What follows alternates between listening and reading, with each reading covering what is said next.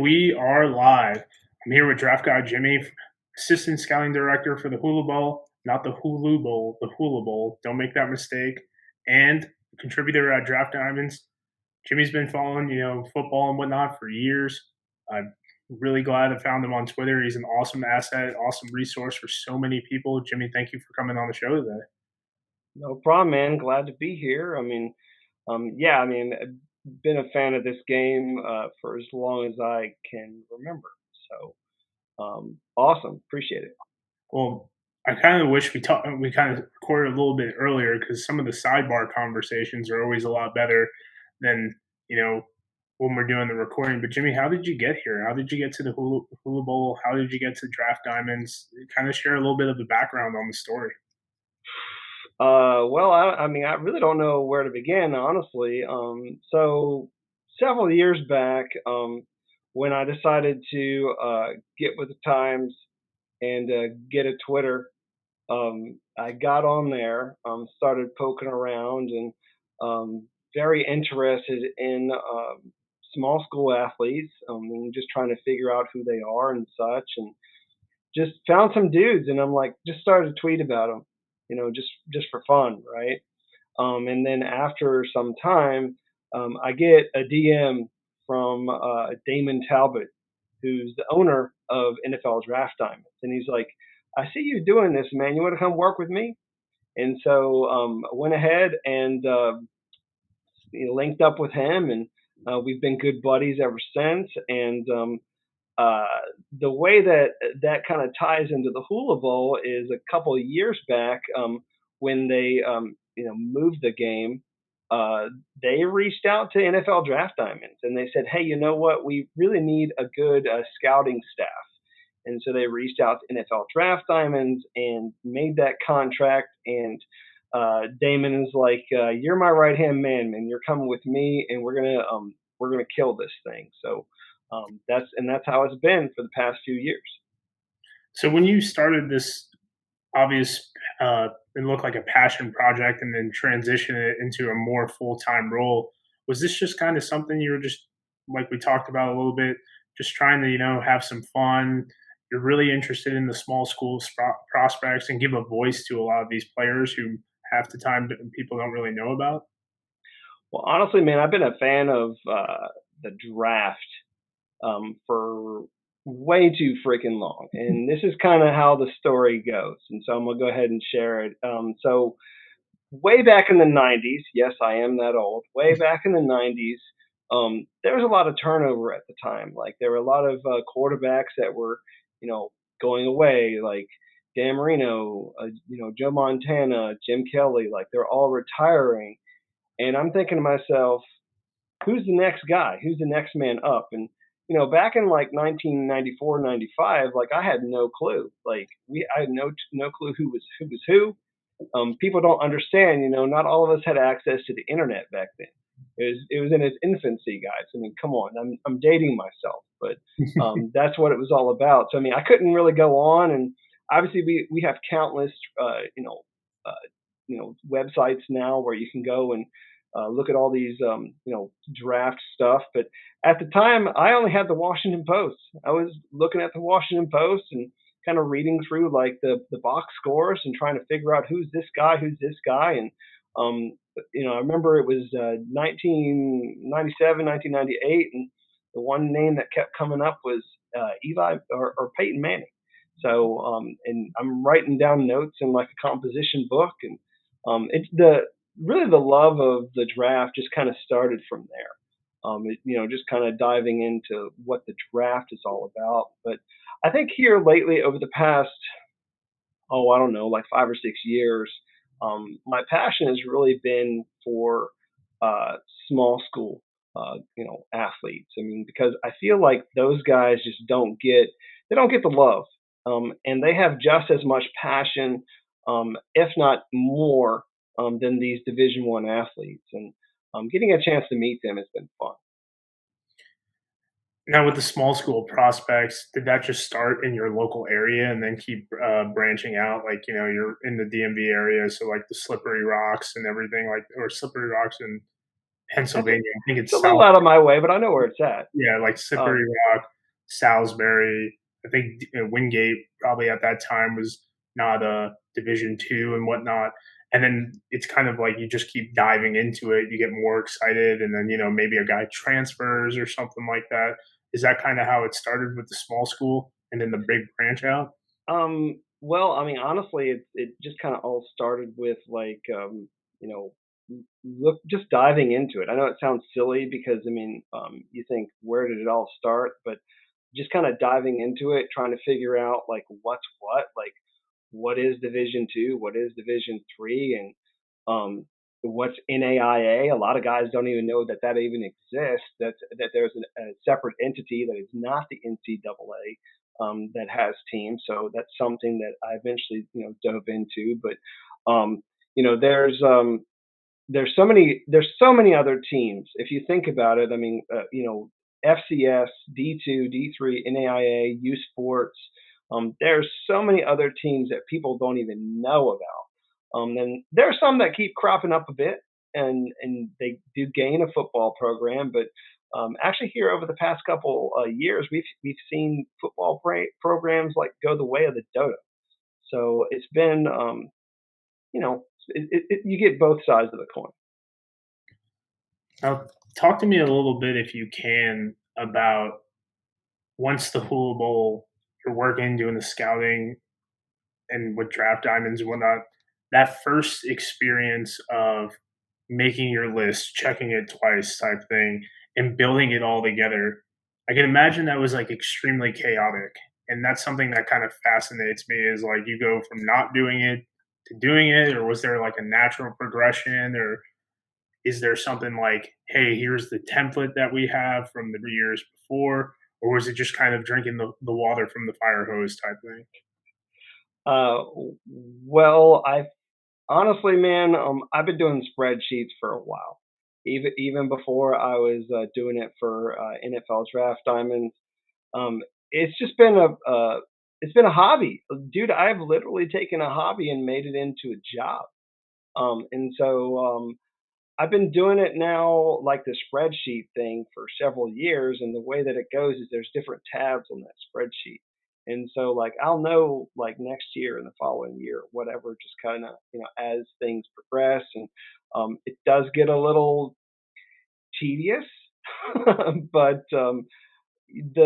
the way that that is with like adding names is sometimes it's through word of mouth, sometimes it's through other lists that people give me, or obviously if I see a guy and I'm like, damn, this guy is actually a pretty good player, I need to put him on my list. So that's that's just kind of how that works. I mean, but yeah, I mean, I've got a list a mile long of players, man. I'm not gonna lie. You've created such, and I want to, I'll use the word beautiful platform with draft diamonds right now, and you've been able to do so much for so many of these players, whether it just works out for them and they go to the NFL or the XFL, CFL, USFL, or they just have that opportunity for someone to know their name. Can you talk about how rewarding that's been and just going, and helping these players out on that end? Because it's always awesome for me to see a guy that I had no idea existed. You see his name on a waiver wire, you want to know a little bit more about him, and then it's, I would say, 75% of the time it's draft diamonds. And I've been able to utilize draft diamonds in my own work for some of the stuff where it's like I have no idea who this X player is because he went to a small school, or if he did go to the FCS or FBS school, didn't really get much playing time. And you guys have been able to just give us a little bit of information and whatnot as well. Well, I don't know, man. I feel just kind of getting a chance to meet these kids sometimes is rewarding in and of itself. I mean, these students, these student athletes, they're great. They're great to get to know, and I think being a part of that process has been awesome. Yeah, sometimes they don't make it, but it's nice to be a part of the journey. When you're a person that's part of that journey, maybe hoping to bring them up to the public, the football community, so that hopefully they will get more looks. We do know for a fact that there are some NFL scouts that read our stuff, watch our stuff. I mean, it's out there, it's on the internet, so why not? I mean, they would be foolish not to check out all their resources, which obviously they have a lot of. But no, man, it's been great getting an opportunity to meet some of these kids. I mean, the one instance that comes to mind for me was meeting Quinn Miners. Um, I don't know if you recall, but I mean, obviously he was out of Whitewater. He's offensive lineman there, and when you first sit down with a guy and you talk to him, sometimes there's just, I don't know, like a sparkle or something, like something about a player that just kind of hits you, and you kind of knew the moment you sat down and talked to him that there was something special about him. And so I want to say I mean, I hate to brag, but I mean, I feel like I was one of the best. I was one of the first guys on him, like way back in, I want to say it was June of 2020 or something along those lines. Like, I'm like, dude, I just met this kid. He's an awesome kid. He's a great athlete, and he's going to make it in the pros. So, and it was just kind of fun getting a chance to meet him and, kind of help get his name out there more, interviewing him. We do have a couple of means of doing so. We do written interviews, and then we also do some of the YouTube stuff as well. I mean, talk about a story like Quinn. I think that resonates to like a lot of people in this media space, especially like I cover a lot of USFL, XFL, and CFL guys with a little bit of a smaller market and whatnot. And it's always amazing to talk to these guys, especially in person, or through the computer screen, even as well. So definitely something I think a lot of the audience, it resonates a little bit because I've had people like that in my personal life have said, "Hey, I saw your interview like with this player. I thought that was awesome. I had no idea who this guy was and whatnot." Now, moving aside to Quinn, how many of these players, and we talked about one of them, do a lot of these players reach back out to you and kind of want to get involved with Draft Diamonds and kind of expand their horizon, especially if like the football thing, if they are playing in the USFL or XFL? What do you mean? Just trying to help us? Yeah, like they appreciate the story, or and they're like, hey man, these are some guys that like, I think it'd be a good look at because I know agents probably reach out to you guys as well. Yeah, I mean, obviously, there's a lot of guys that reach out to us and say, "Hey, look at this guy. Hey, look at this guy." I mean, we get that a lot. But yeah, I think when they reach back out to us and say, "You need to check out this one guy from like Winona State or something," this one guy from you know wherever. I mean, dude, I get that all the time. So it's nearly a daily thing for me. But yeah, I mean, you got to do your homework. I mean, when people give you names, because sometimes it's their buddy, their friend, their neighbor, and then sometimes it's the real deal. Sometimes they're really awesome players. So sometimes that's the tough thing is just kind of, I don't know, putting on the hat of kind of an investigator. Where you have to seriously do a deep dive, search like everywhere on the internet, see what you can find, try and get film. I feel like for small school athletes, getting their film out there is hard. Obtaining it is hard. Like you got to go through the coaches, you got to try and find that. Every so often, I'll post stuff like on their Twitter, like they'll post a huddle link or something like that helps. But film is tough to get a hold of, man.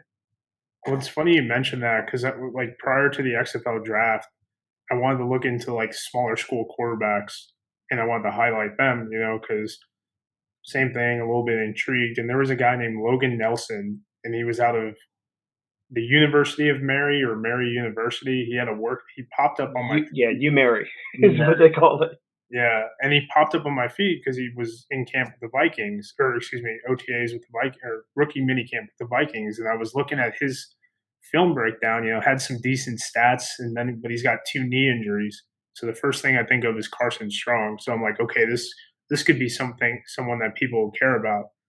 Finding his film, I had to use the other teams he played YouTube channel, and they're not showing all the good stuff, that he does. So I had to like not splice it is the right word, but I had to like really zoom in, look at these throws, look at his footwork, and it was just like, man, like I'm impressed that someone from the Vikings found him, but like it definitely is. I definitely it is a grind sometimes trying to piece together the story for someone who on the stat sheet is very intriguing, and you're trying to see, okay, is this overinflation or is this guy actually able to play?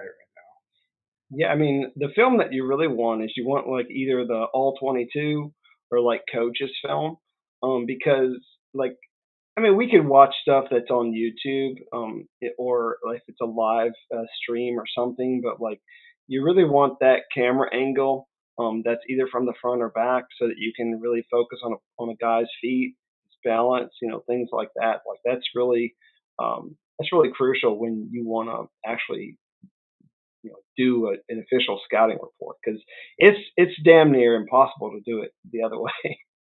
I think everyone else I could find, I think his took me like 2 hours to, like, get about 3 minutes of film of, like, that like, I could actually feel like I can do a decent evaluation on. But everyone else, like, Connor Dagenhart from like, Huddle has completely changed this game, in my opinion, and make it has made it, I don't wanna say easier, but has made it more accessible to kind of find a lot of the good stuff and whatnot, and the bad for some of these guys. Yeah, I mean, I don't know, man. I try my best to dive into every little thing when it comes to a player, because I've also looked into like track and field stats, basketball stats, like when they're in high school. I know that that stuff's not football, but some of those things do translate fairly well. It's just interesting, finding those things. I mean, like when I find for example, like a wide receiver with like a 6'5" high jump or something, like those are phenomenal stats that I love being able to see. So, but you know how it goes. It's funny because when I was at the XFL showcase this past weekend, like one guy, he was talking to me, and he said when he was getting recruited in college, if they didn't think you'd be like a top three guy, he said his college coach only recruited his backups that played more than one sport. Mm. So it was just like this is just like he's like, I want my football guys to be football guys, but when I'm filling in on the special teams and everything like that, let's see what else you're doing and whatnot, because I want to know if you're going to come here and you're not going to play, are you going to deal with this for 4 years and whatnot? And I'm like, I mean that makes sense. You're offering a guy an opportunity, a spot on the roster. Hopefully he does something. Whether it be on special teams or even in the scout team role. So I think it's always amazing when like you talk about the intricacies of scouting going into these other statistics, because to me that just paints such a big picture to where someone who casually watches this game, or the word analyst is thrown around a lot these days with social media. So that's something to put out in the open. Are there any other little intricacies that I don't want to have you give too much of your secrets away, but you mentioned the track stats. Is there anything else you kind of look at as well? Well, I mean, kind of like you said, I mean, if they played another sport, it helps. I mean, um, so for example, like for linemen, like if a lineman has like a wrestling background, like Quentin Miners did, things like that. Like I know scouts love it and they eat it up.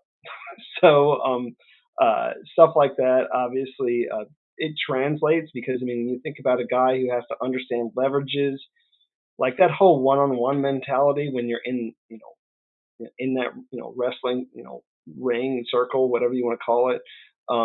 I'm obviously you could tell that I've never done it before because I don't know what to call it. But like that whole one-on-one mentality where it's like you just got to beat the guy in front of you. That's exactly how it is on a regular basis. When you're playing, offensive line or defensive line. So those things help. I mean, unfortunately, there are some coaches out there who, obviously want to hold on to their guys and not allow their guys to participate in other sports. But and I can understand that because I mean you certainly want to save them for your sport. You don't want them to get injured. I completely understand that. Um, Funny story, back when I was in high school, there were two teachers, coaches who were I don't know if you could say that they were fighting, but they were having somewhat of an argument over one of the players because he was a really good track athlete.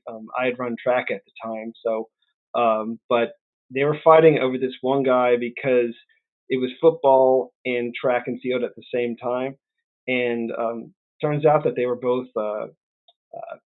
brothers too, which is funny. You know the coaches, so it's just a sibling rivalries never end, man.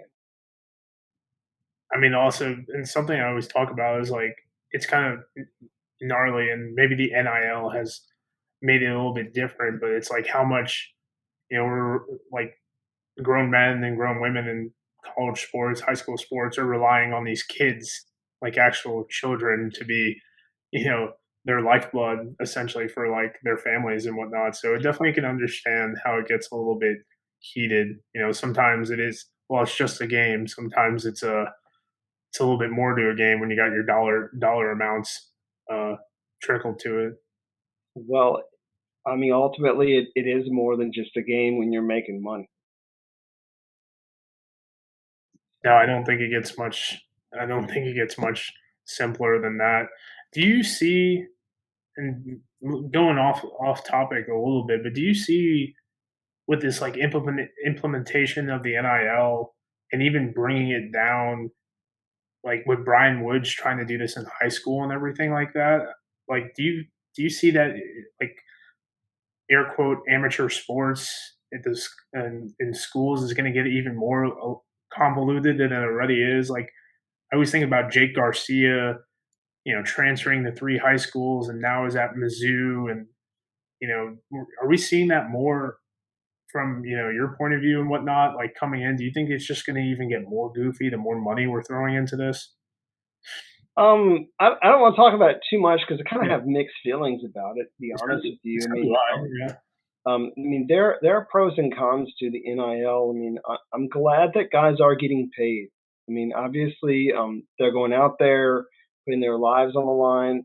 Some of these guys, come back with like, life altering, injuries. So I mean, yeah, I mean, you want to be able to, have some money to help you out, and obviously your families. I mean, a lot of these guys don't come from like, you know, good family situations. I mean, where they're in poverty and like their parents need the funds, and I completely understand that. I mean, honestly, I feel like when it comes to NIL, the people that hurt the most from it are the people that aren't part of those D1 programs that have these boosters to get guys. I mean, I think that the who hurts the most are the small school people. I'm very curious to see with the expansion of the NIL that because I think everyone's flocking to the Alabamas, the LSU's, the Floridas, the Ohio States. But once guys start coming out from a football perspective, like I think guys start coming out of like these smaller FCS schools and these D2 schools and D3 schools, like Christian Watson, Packers receivers, North Dakota State University, Trey Lance. If these guys really hit those big paydays, I'm very curious to see in like 10, 15 years when maybe they're involved in these schools, is that going to trickle more money into the smaller schools? Because all it takes is one, or maybe there's a football player who becomes, the next business tycoon at, Minnesota Mankato Division 2 school. And does that just, okay, we have a guy who was going to go to an FCS school or U of M, but we're giving him 150 grand. Is that going to change? He changes the landscape of that. I will say the stuff that I like hearing is when a guy is offered a huge sum of money and declines it. And those things I really appreciate hearing. You don't hear them too often because, I mean, obviously, those things are kind of hush hush that are behind the scenes, but it happens very often where people try and buy a guy to come over. So, but those stories do exist, and can definitely appreciate guys who want to stick at things out like where they are. You know, when you have some loyalty, I think that that's one of the biggest things that's missing in sports these days is loyalty. You know, it used to be way back in the day that you knew where who a guy played for. You know, like these days, like it changes. I mean, like just go pro or do something else already. Well, I do like the fact that, it also might show a little bit more forward thinking of a younger person, because if they're like, okay, if I go to the Florida State, they're giving me 150 grand. But I can also go to FAU, make 50 grand, but I'm going to have more opportunity to play. I go to Florida State, I can end up like Levante Taylor, number one recruit, all that goofy stuff, now playing in the USFL. Go out of FAU, I get drafted. That 150 grand times four, turns out 600 grand doesn't even hit my minimum salary when in my first year in the NFL, because I got an opportunity to play and got a fourth or fifth round Mhm. grade or something like that. Yeah, Like, I mean, you never know how that stuff's going to work out, man. I mean, I think it's going to vary per position, and each situation is going to be different. You know, like, would I rather be a backup at Georgia, Florida, or whatever? Or would I rather be a starter at FAU, or even if you were to go down a ranks to like maybe a West Florida, you know, hey, I mean, you could be a star guy and you know win a national championship at West Florida, or you could be a backup at FAU. Which one would you want to be? It's just you know, it all depends on what you want to do.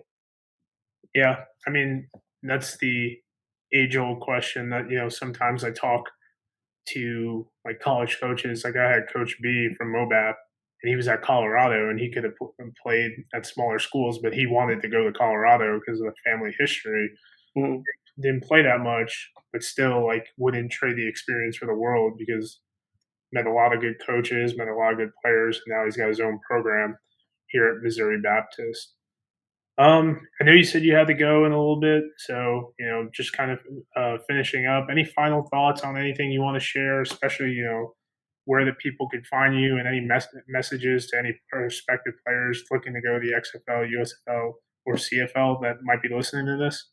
Well, a couple quick things if you don't mind. One, I want to talk once more about the Hula Bowl. Let's A do lot it. of, and I feel like a lot of people either don't know the Hula Bowl or it's been a while since you've really heard the name. I mean, we're making a comeback, man. People don't understand where we are. I mean, um, the Hula Bowl, if you don't know, is the second oldest senior college All Star game. Started back in '46, and really was originally meant to be a some cultural exchange with the Polynesian community and like the mainland community in the U.S. and it molded into one of the best college All Star games that we've ever had.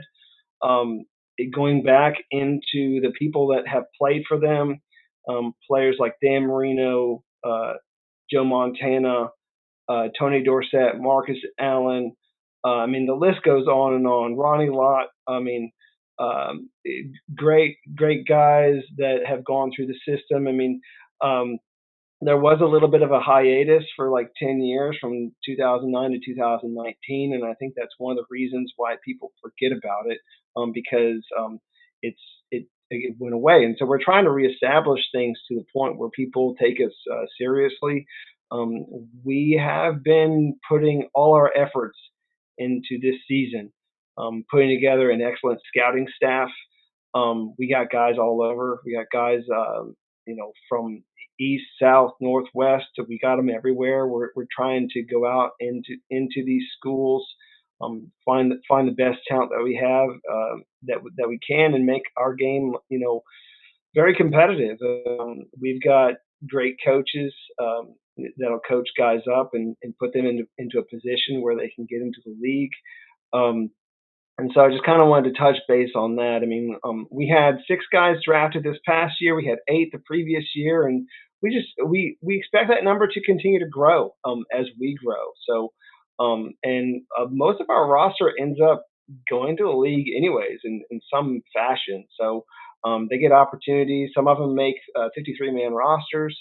I guess here lately, one of the stars that actually played in the Hula Bowl couple seasons ago. Last season, won a Super Bowl. Isaiah Pacheco. So I mean, he played in the Hula Bowl, and people forget, hey, this game's played with elite talent. But we are typically the first All Star event on the docket. We are one of the 4 All Star events that is fully funded, that will pay travel, hotel, food, all that other stuff. So I mean, no one's got to worry about that. But I was trying to see January 13th, 2014, usually on CBS Network. So that's typically where you can find the Hula Bowl. And it's been in Orlando for a while. Obviously, hasn't been in Hawaii for a minute because they had to deal with the stadium out there. The stadium wasn't up to par, and so they figured it was prime time to move it to a location which actually is a little bit more logistically accessible for NFL teams. So it's a great venue, great area where people can come in from all over and view some of the best talent. So, but that's kind of what's going on with that. Uh, Go ahead, man. I mean, I know I've been talking for a while. No, you're good. I mean, the biggest thing for me about any of these, like Senior Bowl is obviously very known, but like with the Hula Bowl, like it's just another avenue for these players to go out and showcase, that one final hurrah. And even if they don't make it to the NFL or any of these other leagues, some of these guys have to play football one more time. Like, and I think that's something that can be, you know, championed as well.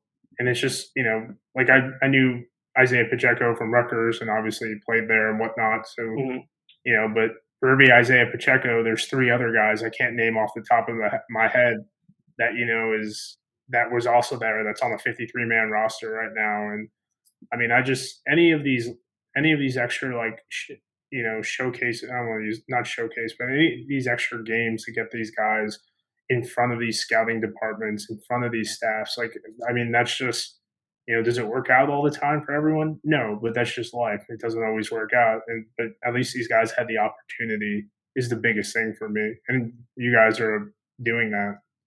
Yeah, I mean, at our event, we had like actually every league was more or less there. I want to say it's upwards to like 150 like NFL personnel or sports personnel that were there from like XFL, USFL, CFL guys that were there scouting. So, and I know a lot of our guys, if they didn't make it to the NFL, they're either playing in one of those leagues. That's typically the case. I want to say that we're like 99% on that. But that's kind of at least how that's rolling at the moment. But uh, also want to give a plug for NFL Draft Diamonds. We interview a ton of talent all the time. We post a whole bunch of written stuff. My guys there, they work their butts off reaching out to guys and doing those. Um, Justin and Evan, those are my guys that work their butts off doing that. I will also do some YouTube stuff on my own. And so people can also check out our YouTube channel. And I get a chance to talk to some of the best talent.